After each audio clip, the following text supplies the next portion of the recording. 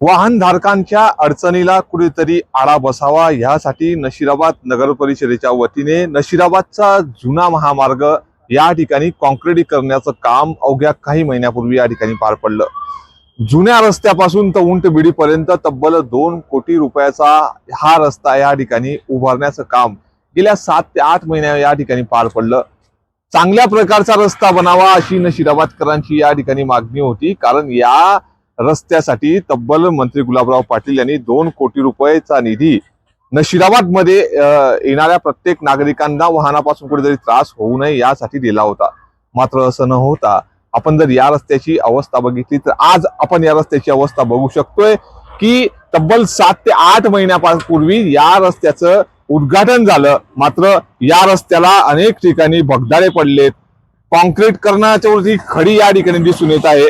नशिराबाद नगर परिषदेच्या हद्दीवरील जुना नशिराबाद रोड ते उंटबिडी परिसरामधील या नगर परिषदेच्या वतीने काँक्रिटीकरणाचं काम या ठिकाणी हाती घेण्यात आलेलं होतं। मात्र तसं न होता या काँक्रिटीकरणाच्या बाजूला दुतर्फा गटारशील सुशोभीकरण असेल असे विशेष रस्ता अनुदानातील या 2 कोटी रुपयाच्या निधीची या ठिकाणी थट्टा झाल्याचं चित्र पाहावयास मिळतंय। 8 महिने झाले हा रस्ता या ठिकाणी तयार झाला, मात्र या रस्त्याच्या परिसरामध्ये म्हणजे आजूबाजूला दुतर्फा अद्याप गटारीही बनले नाही, सुशोभीकरणही झाले नाही। मात्र असं असलं तरी या रस्त्याची अजून पूर्णत्वात आला नसतानाही या ठिकाणी रस्त्याची दैनावस्था पाहावयास मिळते। वाहनधारकांना अद्याप 8 महिन्यापूर्वीच हा रस्ता तयार झाला, मात्र या ठिकाणी कुठेतरी हाल होताना दिसून येत आहे।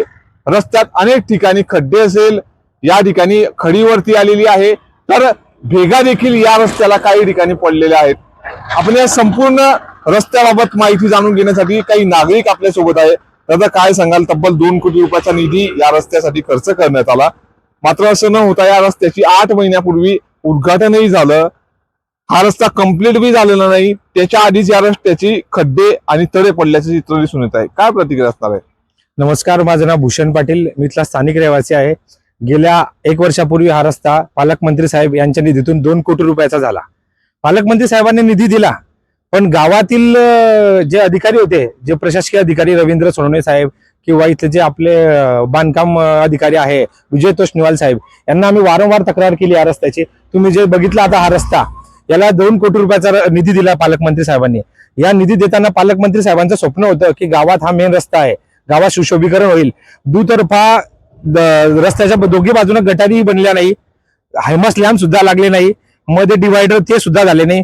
कॉन्ट्रॅक्टरने जे वर्क ऑर्डर होते त्या वर्क ऑर्डरच्या व्यतिरिक्त त्याच्या मर्जीने काम केलं आणि तुम्ही बघू शकता इथं पूर्ण गिट्टी दिसते आहे आणि हा गावातील मेन रस्ता आहे, म्हणजे गावात प्रमुख रस्ता असल्यामुळे इकडनं प्रत्येक गावातल्या नागरिकाचा वापर आहे, कारण की हा जळगाव जाण्यासाठी हा रस्ता मेन आहे आणि भुसावळ जाण्यासाठी हा रस्ता मेन आहे। गावातील मुख्य समस्या या रस्त्याने जातात, गावाला जोडणारा जाणारा हा रस्ता आहे।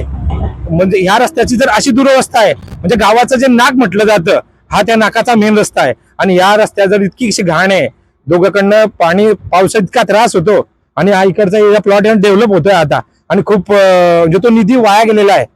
प्रशासनाची याच्याकडे खूप नजर चुकलेली आहे आणि अशा कॉन्ट्रॅक्टरला माझं तरी मत आहे की ब्लॅकलिस्ट मध्ये टाकलं पाहिजे की जेणेकरून हा कॉन्ट्रॅक्टर दुसऱ्या ठिकाणी फॉर्म भरू शकणार नाही आणि अशा निकृष्ट दर्जाचा शासनाचा निधी जो आमच्या टॅक्स मधून, सामान्य नागरिकांच्या टॅक्स मधून जो निधी शासनाकडून मिळतो त्याचा म्हणजे दुष्परिणाम, वाईट निधी वापरला जातोय तो।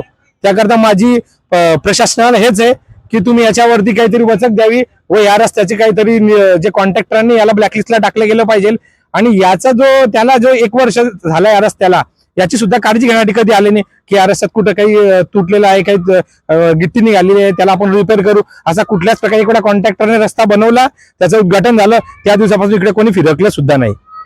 निश्चितच या रस्त्याचं काम अद्यापही या ठिकाणी अपूर्ण अवस्थेत आहे। दुतर्फा गटारी असतील किंवा सुशोभीकरण, हायमास लॅम्प या ठिकाणी लागलेले नाही, मात्र त्याआधीच दादा या रस्त्याची दैनावस्था झालेली आहे, खडे पडलेले आहेत, तडे पडलेले आहेत। असं असताना एक नागरिक म्हणून काय भावना असणार तुमच्यावर? नागरिकाच्या भावना शून्य आहे इथं, जो तो त्याच्या मर्जीनुसार काम करतोय। साहेब पण येतात, फक्त चौकशी करून जातात। इथं चौकशीला म्हणजे फक्त 1-2 वेळेस साहेब आलेले, आम्ही स्वतः इथं स्थानिक दुकानदार असल्यामुळे आमचं लक्ष असतं आणि इथं असा माल वापरला गेलेला आहे, एकदम कच्च्या दर्जाचा माल वापरला गेलेला आहे। त्याचे काही लोकांकडे पुरावे पण आहे, पण ते घाबरतात दाखवण्यासाठी की कधी कोणी डाव नाही ठेवला पाहिजे. कॉन्ट्रॅक्टर म्हटलं आणि आज तो पैशाने व सर्व गोष्टीने सक्षम असतो. काय मागणी असणार? मागणी काय आहे? हे रोड व्यवस्थित गेले असते तर मागणी काय करावीच नाही लागली असते ना आपल्याला. यांनी जर का कामं व्यवस्थित केले असते तर मागणी करण्यात काही हरकत नाही होती. आणि मागणी करून काय करणार आहे? हे गड्डे परत तसेच होतील. आणि ज्या कॉन्ट्रॅक्टरला यांनी काम दिलेलं होतं त्याला ब्लॅकलिस्ट मध्ये टाकण्यात यावं, ही आमची सर्वसामान्य नागरिकांची मागणी आहे. निश्चितच या होत्या नशिराबादकरांच्या प्रतिक्रिया की मुख्य रस्त्याची अशी दयनीय झालेली आहे. 8 महिन्यापूर्वीच या रस्त्याचं काम पूर्ण झालं. अजून या आजूबाजूच्या गटारी असतील, सुशोभीकरणाचं काम असेल, हे अद्यापही झालेलं नाही. मात्र असं असतानाच या रस्त्याला तडे पडलेत. काही ठिकाणी मोठे मोठे भगदाडे आहेत, तर काही ठिकाणची खडी वरती आलेली आहे. निकृष्ट दर्जाचं या ठिकाणी काम झाल्याची तक्रार अनेक जण नगरपालिकेमध्ये घेऊन गेले. मात्र प्रशासनाच्या वतीने या ठिकाणी कुठलीच या ठिकाणी दखल घेतल्या गेली नाही. त्याचमुळे या रस्त्याला तात्काळ व्यवस्थित करून या रस्ता सुशोभीकरण करावा, हायमास्ट लॅम्प लावावे, यासह परिसरात गटारीची व्यवस्था करावी, अशीच मागणी नशिराबादकरांनी केली आहे. मात्र ज्या ठेकेदाराने या रस्त्याचं काम हाती घेतलेलं होतं अशा ठेकेदारांना ब्लॅकलिस्ट देखील करण्यात यावं, अशी मागणी या ठिकाणच्या नागरिकांनी न्यूज 18 मराठीशी बोलताना व्यक्त केलेली आहे. नितीन नांदुरकर, न्यूज 18 मराठी, जळगाव.